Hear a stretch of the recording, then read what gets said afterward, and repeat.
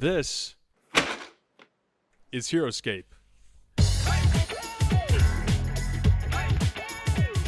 HeroScape is a really simple tabletop wargame where you take pre-painted little men, put them on hex-based maps, and then you kill. That's about it. It's basically Babby's first Warhammer. Well, in theory at least, less so in practice. There's about a decade's worth of antiquated lore to this game, and you don't really need to know fucking any of it, but I'll explain a little just because it's kind of fun. Basically, a bunch of weird wellsprings started popping up around Valhalla, which I guess is Viking heaven or whatever. Some dead Vikings drank from the springs, and then they got superpowers. 5 of the super Vikings decided they wanted to fight a war in Viking heaven, and now Viking heaven is engulfed by conflict. Grimdark. The 5 super Vikings became the Valkyrie generals, which are the 5 different playable armies in the game. Now you kill shit with dudes. That's really all you need to know to play. And then some, honestly. As a kid, I didn't know any of that. I just accepted everything and didn't think about it. The premise is really simple and honestly kind of silly. In any one game, it's normal to see like the US Marine Corps fighting a dragon, a skeleton man shooting like a period-accurate samurai, or like a fantasy elf killing a fucking Terminator. Why not, dude? Who cares? Viking heaven. It's really ridiculous, but the fact that there's so much weirdo shit going on all the time kind of lends itself to some cool tonal consistency. And I've been playing a lot of 40k recently, so it's a good tonal break because it's a lot sillier and more lighthearted. The minis are pretty decent quality, and there's such a wild variety to them that there really is something for everyone.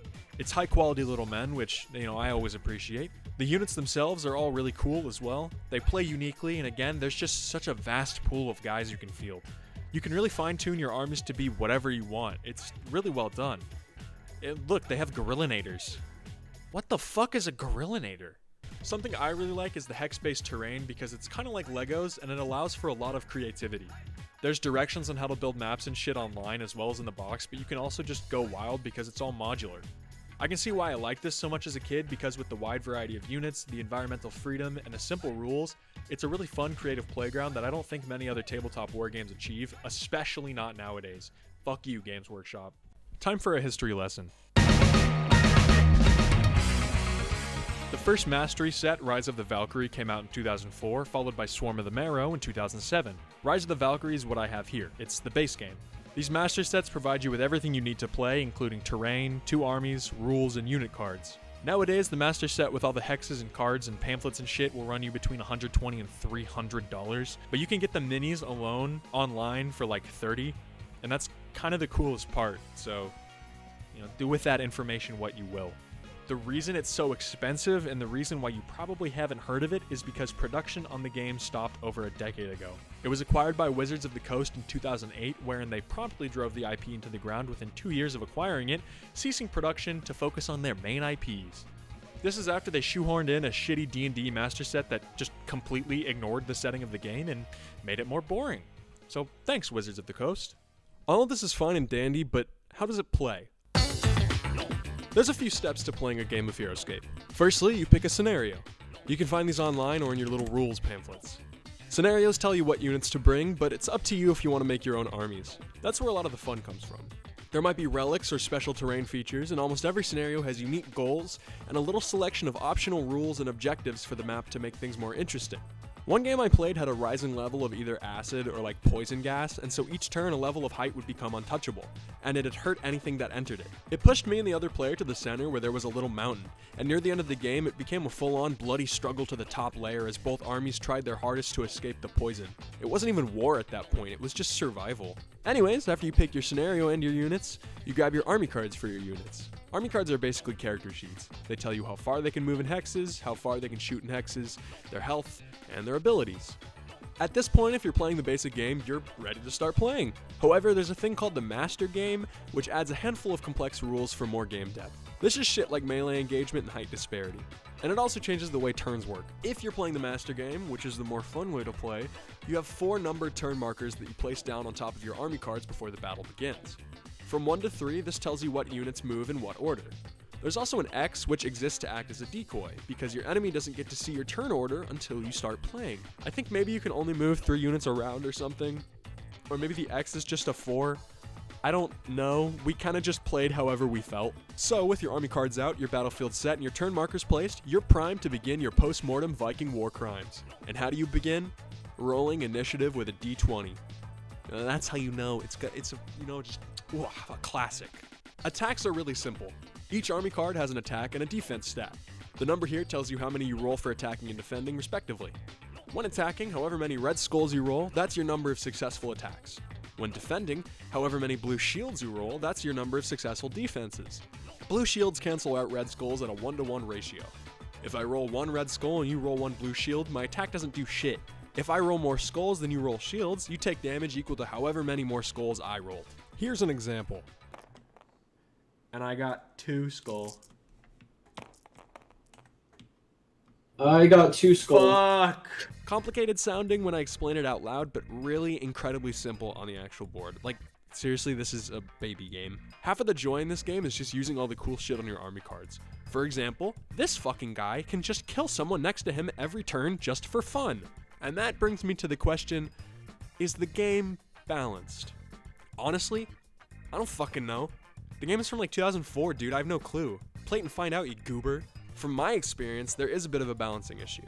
There's some units that obviously roll hotter or do more damage than others, and just like everything else in the game, it can be kind of silly. HeroScape is marketed largely towards a younger audience, so I don't think it's intended to be highly competitive, but there's still competitive spaces if that's what you're into. But maybe be cautious when trying to min-max this game, because it can be kinda busted. That's honestly part of the charm to me though. You know, testing out units with your friends, exploiting their busted ass abilities and reveling in the joint lunacy of how overpowered and fucking ridiculous they are. The loud gasps when an ability absolutely crushes, the excited yelling when an underdog rolls hot against some fucking guy with like 10 attack, surviving against all odds. It's part of why I like tabletop games so much, and HeroScape kind of exemplifies that. So how do you play it without blowing $300?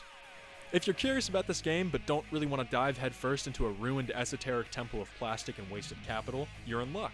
Some absolute fucking maniac or maniacs remade this entire game for Tabletop Simulator, with every unit, every piece of terrain, all the dice, all the rules, and all the expansions. That's what you've been seeing for most of this video. This shit blew my mind when I saw it, and I downloaded it in a feverish haze and immediately forced my friends to play with me at gunpoint. You can play this game with anyone with an infinite amount of every unit on maps not practically feasible or physically possible for just $20. This game has been dead for over a decade and is back and arguably better than ever. It's really cool to see. Tabletop Sim is undeniably the best way to play this game. Don't waste your money on minis unless you're a collector or you really like plastic.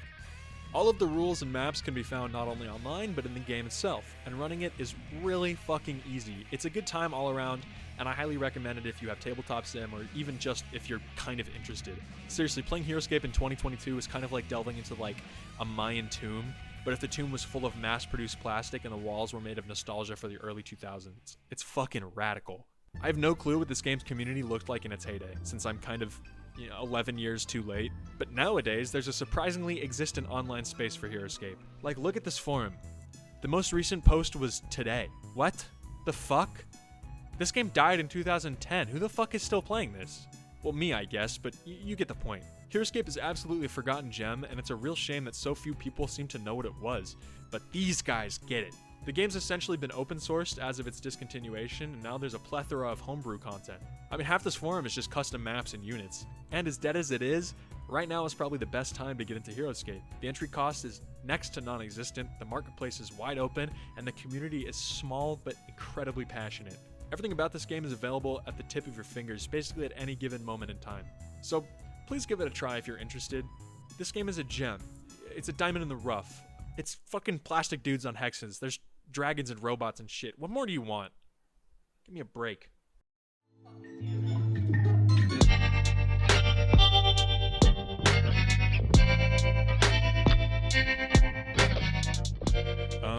I know I didn't shut the fuck up about Warhammer 40k in this video, but that's because it's been like a massive hyperfixation in my life for like the past like 6 months or something. And I've been playing it a whole hell of a lot recently. So I think I might end up doing some 40k content. So yeah, if you're into that sort of thing, maybe stick around.